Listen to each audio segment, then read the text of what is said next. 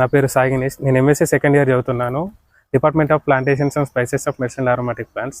మన తెలంగాణ రాష్ట్రంలో ఎక్కువగా రైతులు మిరప, పత్తి మరియు మొక్కజొన్న వంటి పంటలకు ఎక్కువగా ప్రాధాన్యత ఇస్తున్నారు. ఈ మధ్య కాలంలో ఎక్కువగా ఔషధ మరియు సుగంధ పంటల వల్ల కొంతమంది ఎడ్యుకేటెడ్ ఫార్మర్స్కి మాత్రమే దానివల్ల అవగాహన అనేది తెలుస్తుంది.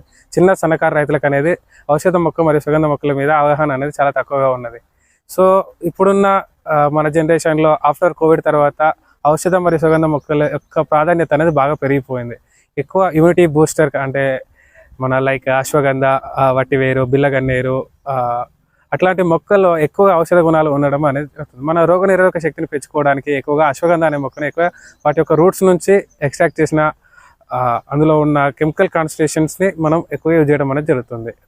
తర్వాత వచ్చేసి బిల్లగన్నేరు. ఈ బిల్లగన్నేరులో ఎక్కువ ఆకులు మరియు పుష్పాల నుంచి కెమికల్స్ అనే వెట్టివేరిన్ అనే కెమికల్ను మనం ఎక్స్ట్రాక్ట్ చేసి దాన్ని యాంటీ క్యాన్సర్ ప్రాపర్టీస్ అనేవి ఎక్కువగా ఉంటాయి. ఈ యాంటీ క్యాన్సర్ ప్రాపర్టీస్ అనేది మన క్యాన్సర్ నిరోధకానికి అంటే క్యాన్సర్ రోగాన్ని నివారించడానికి మనం ఎక్కువగా యూజ్ చేయడం అనేది జరుగుతుంది.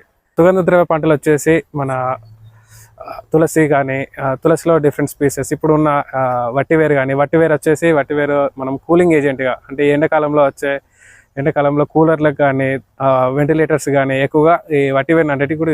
సో మనకు ఫిజికల్గా మెడిసినల్గా చాలా యూజెస్ అనేటివి మనకు ఈ మెడిసిన్ ఔషధ మరియు సుగంధ మొక్కల్లో ఎక్కువగా ఉంటాయి. సో మన రైతులు ఓన్లీ పత్తి, మిరప వంటి పంటలే కాకుండా ఔషధ సుగంధ మొక్కలకు కూడా ఎక్కువ ప్రాధాన్యత ఇచ్చి వాటికి కూడా కల్టివేషన్లోకి తీసుకొస్తే చాలా బాగుంటుంది.